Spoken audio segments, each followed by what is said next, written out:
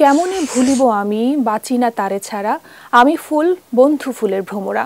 যে মানুষটি লিখেছিলেন তারও সুর ভোলা যায় না। বন্দে মায়া লাগাইছে বলে তিনি লোকজের সুরের সঙ্গে আমাদের বেঁধে দিয়ে গেছেন এই বন্ধন চিরায়ত। শাহ আব্দুল করিম নামের এই বাউল সম্রাট আমাদের মাঝে নেই আজ 16 বছর, কিন্তু তার গান সুর ময়ূরপঙ্খী নায়ে ঝিলমিল করে ধরা দেয়। প্রয়াণ দিবসে বাউল সম্রাটকে জানাই শ্রদ্ধা। 1916 সালের 15 ফেব্রুয়ারি সুনামগঞ্জের দিরাই উপজেলায় তার জন্ম। ছোটবেলা থেকেই বাঁশির সুর, গানের আসর আর দোতারায় আটকে যায় তার মন। ধীরে ধীরে তিনি সৃষ্টি করতে থাকেন কথা ও সুরের মায়াজাল। গ্রামের উঠোন ডিঙিয়ে যে সুর ছড়িয়ে পড়ে বাংলায়, পড়ে পুরো বিশ্বে। তিনি আমাদের কালজয়ী বাউল সম্রাট শাহ আব্দুল করিম।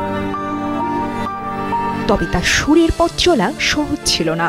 সমাজ বাধা দিয়েছে, ছিল দারিদ্রতাও। আব্দুল করিম থামেননি। মাঠে ঘাটে কাজ করার ফাঁকে ফাঁকে গান বেঁধেছেন, সুর দিয়েছেন, যা ছিল কিছুটা মনের খোরাক, অনেকটাই সমাজের নানা অসঙ্গতির প্রতিবাদ। আমি কুলহারা কলঙ্কিনী, কেমনি ভুলিব আমি বাঁচি না তারে ছাড়া। জীবনের সব আয়োজন এখানে একসাথে। কেন পিরিতি বাড়াইলা বন্ধু, বসন্ত বাতাসে সইগ, সখী কুঞ্জ সাজাও গো সহ তার অসংখ্য কালজয়ী গান আজও মানুষের মুখে মুখে।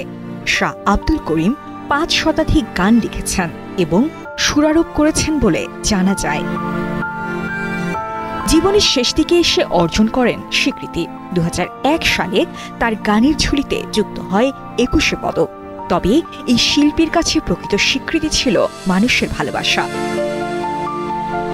2009 সালের 12 সেপ্টেম্বর থেমে যান আব্দুল করিম। লাখো ভক্তকে কাঁদিয়ে না ফেরার দেশে চলে যান।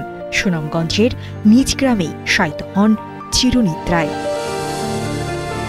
বাউল সম্রাটকে আজ সারা বাংলা স্মরণ করছে। রাজধানীর ছায়ানট সঙ্গীত বিদ্যায়তন শিল্পীর স্মরণে সন্ধ্যায় আয়োজন করেছে বিশেষ শ্রোতার আসর। প্রয়াণ দিবসে আজ সাজবে তার সুরের কুঞ্জ, স্মরণে আসবেন গানের প্রাণনাদ।